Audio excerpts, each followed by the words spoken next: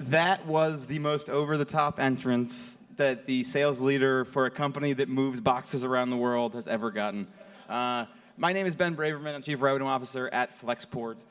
We do international shipping, so I'm honored to be speaking to people like you that were smart enough to get into high-margin businesses. We are in a different business. We move boxes around the world for our customers. We literally pick up their goods at factories. We put it onto trucks. We take those trucks to docks and airports around the world, and we literally move their cargo from point A to point B. When they pay us to do that, we give them access to a best-in-class software platform. So it's a unique model. We've scaled it pretty far, pretty quickly. So we did about $442 million in sales last year. We founded the company 5 years ago. My comms team has told me I can't disclose this year's revenue number, but I will tell you we set a very aggressive goal, and we are on track to hit it. The unique thing about Flexport that I was just talking to Mr. Lemkin over there, whose Twitter, by the way, is part of the reason that I'm so addicted to Twitter. So thank you very much for everything you do. We were just talking about the fact that there's two kinds of businesses. You have a business that has figured out how to sell into an industry that needs IT, and the budget is just exploding, which is obviously why he regrets parting ways with EchoSign when he did. Or you have a business that your customer, no matter how big they may be, they don't have the budget, they're not going to find the budget, they do not value the revolution that software is bringing.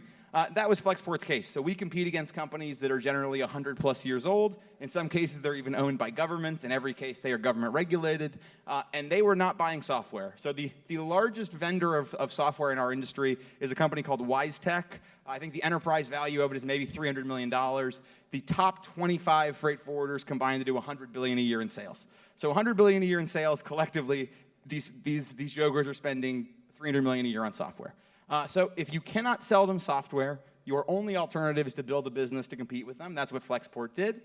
So today we're global. We have offices in San Francisco, LA, Dallas, Chicago, Atlanta, New York, Philly, Amsterdam, Hamburg, Shenzhen, Hong Kong, and a few others.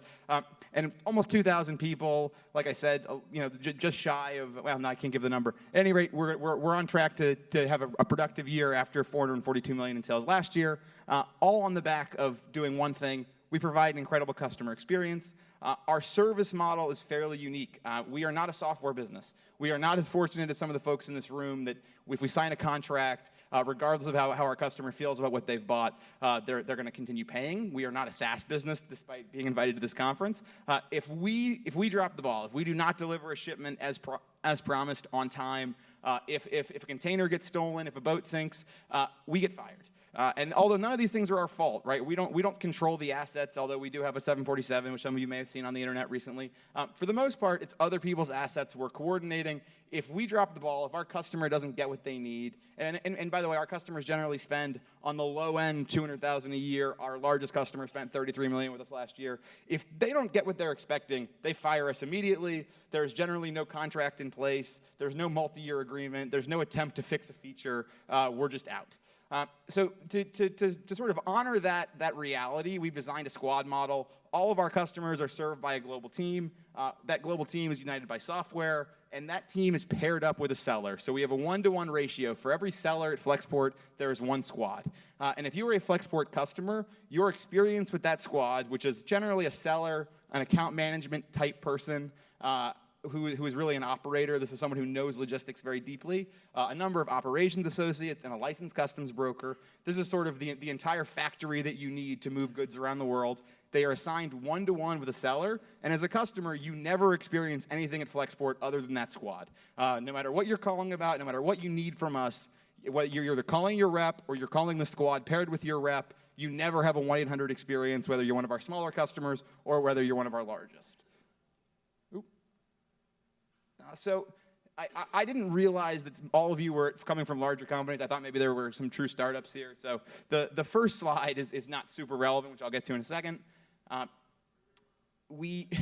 Obviously, all of you have found product market fit, it sounds like. I don't need to tell you this, but if you're hiring an early sales leader and they are not outselling themselves, please fire that person immediately. If they are building a team before you've hit 2, 3, 4 million in revenue, and they're not actively bringing on deals themselves, at least I personally would question if I had the right person in place. all of our first sellers were non-traditional for the role. My top rep, who's still one of our VPs to date, after I was lucky enough to not just sell myself, he was doing door-to-door sales for a trucking company before he joined us. He was a professional baseball player, blew out his arm.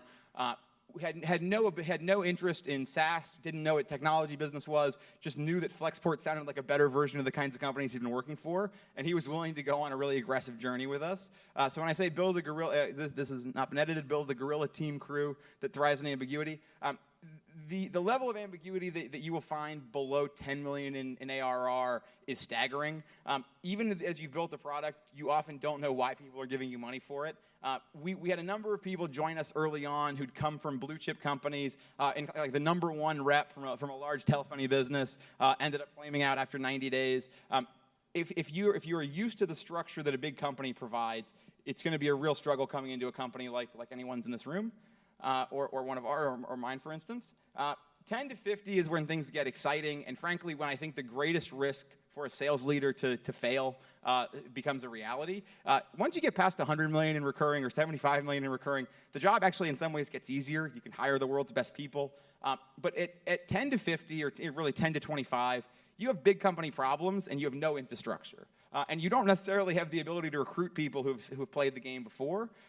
So what we found at Flexport is you effectively can divide your managers into two camps and keep your best reps in the field longer than you would otherwise. So we have a divide and conquer mentality. We take our sales leaders who are better suited to be on the outside of the office, and we let them do only sales. They run a weekly pipeline call, but in general, their job is to be out in the field closing business. They'll take a group of 6 to 8 reps under their wing. They generally can do one cohort a year, and they don't take any new reps. They don't hire anyone off the street themselves. They're generally absolved of hiring targets. For the most part, they'll add 1 to 2 people themselves to their teams each year. Everybody else is a graduate from a lower segment. These are the folks who are out in the field. They carry 70% of our number. By not shouldering them with a lot of the traditional sales management overhead that you would think of as being a great sales manager, hiring, training, running pipeline reviews, reporting a number back up to the executive team, by sort of freeing them from all these constraints, we've been able to give them much larger targets. So to give you an example, that same door-to-door trucking salesman I was mentioning earlier, he carried almost $100 million number last year. This is gross. We're a freight forwarder, so obviously our net is a percentage of that. There's another young woman named Julie Harris who's become a VP for us in the last year. Her team carried a $250 million number.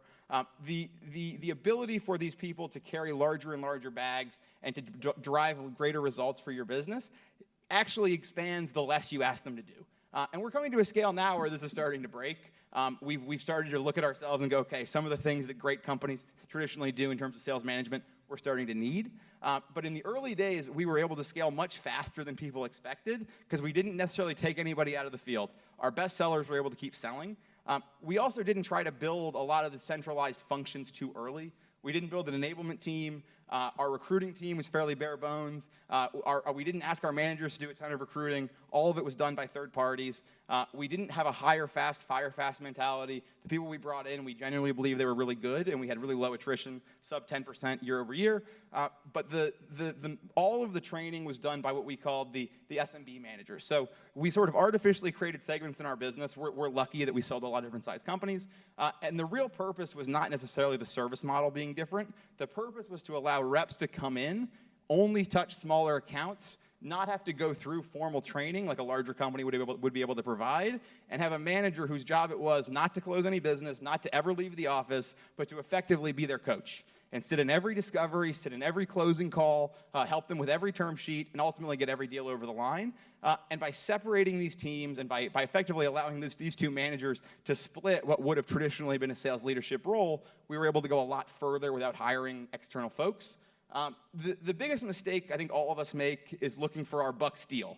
When I say buck steal, I mean a traditional sales leader who comes in and tells you everything that's fucked up in your business, and everything you need to fix, and all the ways you're dropping the ball, and how they've seen every problem before, they've never missed a quota.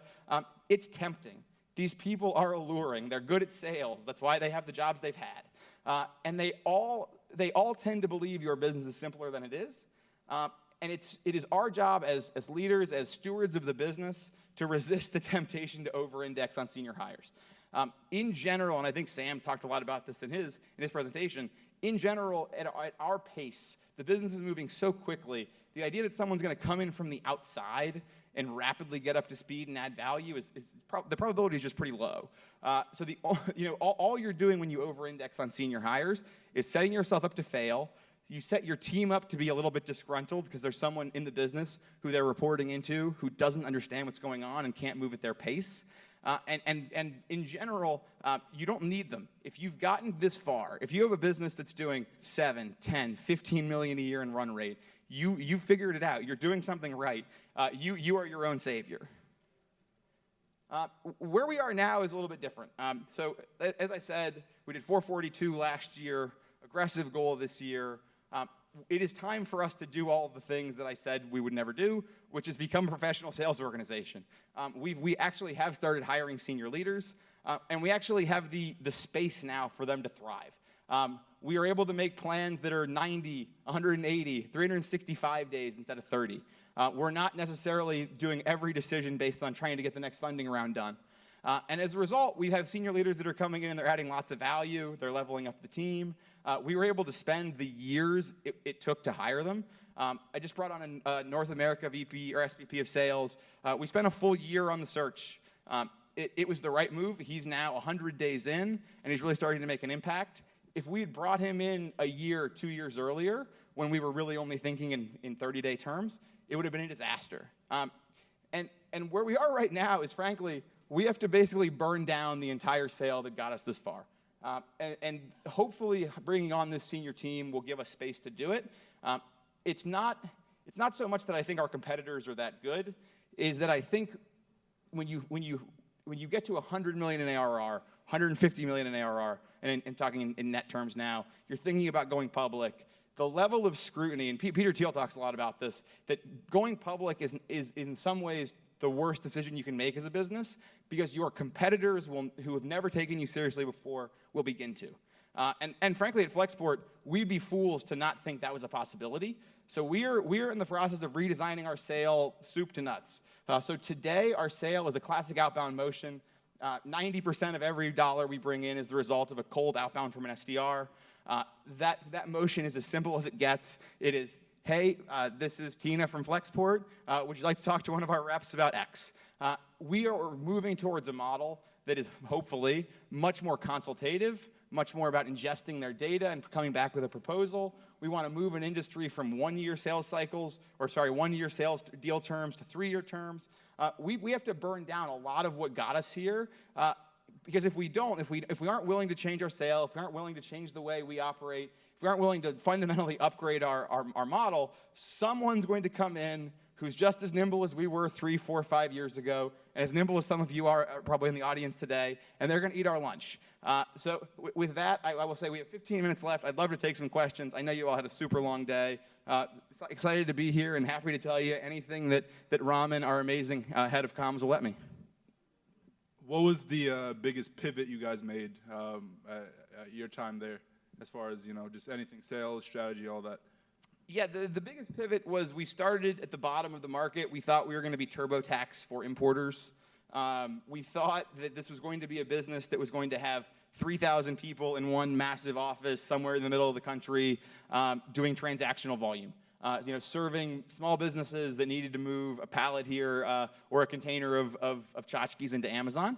And you actually can build quite a big business there. Year 0 to 1, that's really how we got the flywheel moving. But we found out that part of the market was troubled. That the amount of energy it took to really teach someone how to do international trade, to onboard them to the platform, to really get them up and running as an importer, and many of these companies end up only importing once or twice in a given year. It was just really hard to find out, to build a scalable business there. And it turned out that the need for our technology scaled much further than we thought it would. We assumed the enterprise and mid-market, companies that were spending 5, 10, 15 million a year on shipping, we assumed they were well served. It turned out they weren't, and we've probably 75% of our revenue now is from the mid-market and up. So you scaled back to scale. Yeah. We actually had to. For a while we stopped accepting inbound because we were getting so much inbound from these smaller companies, and it's a bummer. Like our mission is to make global trade easy for everybody. We actually believe that. There's a lot of people at the company who got into it because they saw one graph that basically showed when companies are trading with each other, their likelihood of going to war goes to zero. You know, there's the amazing quip: no two countries that each have a McDonald's have ever gone to war with each other. That's true. So trade really does bring people together. We love the idea of helping small businesses, but yeah, we did have to start. We did have to set a slightly higher threshold lest we drown. Thank you much.